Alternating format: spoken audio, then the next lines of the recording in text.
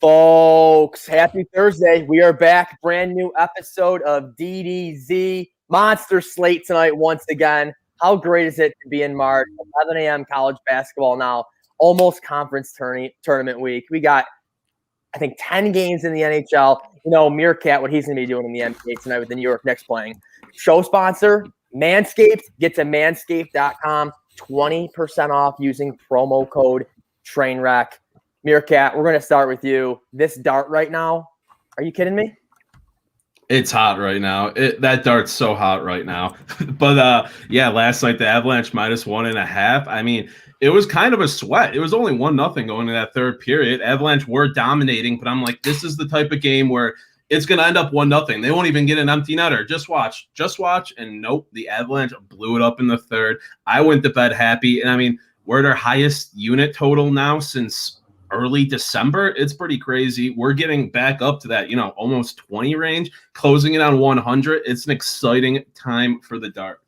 It is. I went 1-1 last night. I was on the Avs, but parlayed that with Edmonton, and Edmonton got smoked again to Toronto. Yeah, I don't even know. I mean, Edmonton didn't show up to all that series. Got outscored like 12-1 in 3 games. But the other parlay with Nova money line and Vegas under 6.5, 3 goals in the third period. Kept it under 6.5 with a 5-1 final score. But a new guest tonight, Maniac in the building. How's your gambling been going for you lately? It's been okay. I'm like the Ariana Grande of sports betting. I keep it squeaky. But, yeah, I mean, we're just trying to survive. Right now, if I've learned any lesson of betting past early Marches, you got to pace yourself right now. It feels tempting. Let's build that bankroll. Let's get, a big plus going into conference tournament and then March Madness. I would advise against. I'm not one to say bet less, but all I would say is just make sure, you're not over betting early March just in preparation because, there's a lot on the table in this month. Oh, there's just a ton of action going on. And let's kick it off with MereKat. I know you got some locks tonight. We'll start with you. All right, I'm going back to my well. I wanted to give them out the other day against the Bucks, nice dog money line. I said, nope, whenever I give out the Nuggets on DDZ, they're mushing. But, what did they do? They won. I'm taking them tonight. I'm riding with them. They're hot right now. Nuggets -4 against the Pacers. They're 3-0 in their last 3 because they're starting to finally get a little healthy. This team is really banged up. But you just look at what the addition of a PJ Dozier does, who was low-key a huge part of their playoff success last year, a huge guy off the bench. First game back, drops 19 for them off the bench. It's what they needed, and they beat the Bucks by over 30 as dogs. They're covering by over 21 points per game in their last 3 as well. Jokic's the best player in basketball. I don't want to hear this LeBron or Embiid slander. I see it on my timeline. I think I'm going to mute Embiid for my timeline, but I just love the Nuggets tonight. And you look at the Pacers, they're a decent team in the middle of the East. They're right outside the playoff picture, but they're 1-4 in their last 5 games, 0-5 against the spread. They played a long game last night where you saw some of their starters playing, like 3 starters were, I think, over 38 minutes. They're going to be tired going against a rested, hot Nuggets team. Give me that -4. Love it. And you see right here, JJ Bar 28 always tuning in. He's got the over tonight, Pacers, Denver 226. Remember, the show's on YouTube, Twitter, and Twitch. Maniac, what do you got tonight? I know you got 3 plays for us tonight. Okay, so should I just unleash one? That's all I'll do to start. All right, yes. I'm going to follow the trend that my buddy MereKat started. We're going to stick with a team that's been hot. And again, this isn't a team that blows you away when you look at a win-loss. I mean, Moneyline, their record speaks for themselves. It's pretty terrible. But their last 8 games, the Washington Wizards are 6-2 against the spread, and that is free money, folks. They are going to be going against the LA Clippers tonight. And let's face it, John Q. Public's going to the book. What are they doing? Are they betting the Wizards or are they betting the Clippers? Are they probably, if anything, they're teasing the Clippers down. They're betting Clippers money line. And to me, that just reeks of Bradley Beal, Russell Westbrook being able to drive late. If that spread's in question, which it often is in the NBA, those are the guys who I like the ball in their hands late. So I think that the Wizards will take care of business tonight. All right, I'm going back to, I did the same thing last night. I'm calling them the bounce back parlays. You know what? I hate to do it, but I'm going to do it. I'm throwing the Isles in there. That's just, I have to. I mean, with the way the Sabres are crazy not to at this point bet against the Sabres. Let's talk about it real quick because obviously we probably have some Buffalo skew here. I mean, how many, it'd just be crazy. And it's hard to do a bet against your heart, but. I mean, I'm not even betting against my heart. My heart is for the, right? Like at this point in time, I can't sit in front of MSG right now on TV and root for the Sabres right now in this organization. Yeah. It's really tough spot to be in. So I'm throwing the Isles in there, and this is my bounce back play. I'm going to continue to fade the Leafs until I cash. This line to me is ridiculous. Money line right now is only Leafs minus 165 against a Canucks team who's been pretty brutal this year. They've lost 5 of 6, and it's only minus 165. In my opinion, Toronto, they don't want to be in Vancouver tonight. They just finished off, like we just said, a 3-game slate against the Oilers. This is a back-to-back going to Vancouver. I really like Vancouver to keep it close tonight. And I'm seeing a little stubbornness there from Vegas by not moving those lines. They're not giving Toronto those minus 180s, those minus 190s, those minus 200s. It should be just like they're not giving the Sabres those plus 180s, plus 200s that they probably should be when they're getting shut out back to back. I'll jump in with my NHL pick. Stars Columbus over 1.5. I'm just throwing a little bit of everything here. These teams are super defensive. The over 1.5 in the first period is plus 115, which is pretty rare for the NHL. Typically, that's a favorite. So I like Stars Columbus to have some fireworks early, over 1.5 first period.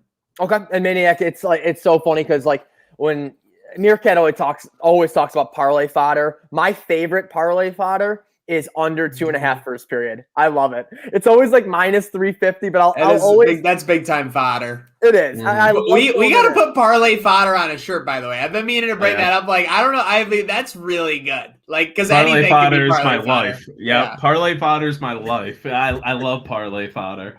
All right, let's go, MereKat. Fire it up. I got another little parlay. I've been doing these safe parlays recently. They've been hitting pretty well. Going with the Islanders and the Knicks, both their money lines tonight. Parlay, it gets you pretty much even money. It's plus 101 at the Creek right now. We talked about the Isles. It's I don't even care if the Sabres lose. Usually I wouldn't take the Islanders in this situation, even if the Sabres were bad. But at the state we're in, I'm just bring it on. Just keep pouring it on. The Islanders are 7-0-2 at home this year. They're on a bit of a heater, winning 4 of their last 5. And Carter Hutton's in net tonight, pretty sure. He's 1-6-1 this year. I mean, he needs to get another eye appointment or something. Coming from a guy who's had, 3 eye transplants, I could tell he can't see right. And then the Knicks, it's the opposite side. It's prove it to me that I can still believe in you guys. Get above 500 again tonight. Let's see a party outside M&G for a 19-18 record. I love it. The line movement's been crazy. It opened at minus 3.5, minus 4 some places, down to a minus 7 for the Knicks. People are laying it on against the Pistons, who Knicks just beat up on Sunday. Pistons just aren't good. The Knicks defense is great. It's a huge bounce back spot for them. So I'm going safe with the money line. I'm not buying into that line movement. You live and die with the Nuggets and the Knicks, I feel like, MereKat. So we'll see. I mean, Nuggets, Knicks, and Cavaliers have been sweethearts of mine in the NBA this year, and they're just always getting nice lines. Sometimes underdogs when they shouldn't be. Yep. It's been nice. I don't want to told you so. I didn't like the Spurs line the other night because there was so much hype about the Knicks being back to 500 first time in 8 years or whatever. But I do think this minus 7 tonight against the Pistons is telling. I think they're expecting a big bounce back from the Knicks. Mm-hmm. Yeah, and Vegas is letting the public buy it down and stuff because it's all public money. I'm pretty sure that's brought this line down. They're not holding tough like they are some other lines we just talked about, but they're letting it go because the Knicks, the momentum is there. Did Maniac just say bounce back? Round 2, another parlay. I love this one once again. And I know MereKat's on this one as well. Michigan just got clobbered by Illinois. It's a rivalry game. They are at home. They're currently around minus 11. I'm teasing that down a little bit to minus 6.5. Love that play at home. I think they'll definitely it should be a double-digit win for that team tonight at home. And then parlaying that with the Flyers, who a couple nights ago, that was my lock of the night. No Sidney Crosby. What happened? Penguins still win 5-2. Flyers, outside of the Bruins, have done good work. They get it done tonight in Pittsburgh. That's my parlay right there. Michigan minus 6.5 with the Flyers and a 1.5 goals. Yeah, I'll build right off of that because you said I got Michigan too. I'm doing another little 2-team safe parlay, teasing it down with you right here. Michigan -6 against MSU. You got an extra half point. I wish I kind of did that now, but now I'm playing the scenarios in my head where I'm like, I'd rather have bought the half point than get a push because I think that -6 area is a pretty decent number for tonight. Yep. Michigan's gonna bounce back. They're a much better team than Michigan State. They're a very good team, and you saw what happened against Illinois. I love Illinois, and I love Michigan too. They're my two college teams this year, so it's rough, but I like them to bounce back. MSU's not great, and then I'm parlaying that with Oklahoma State against Baylor, another teased line.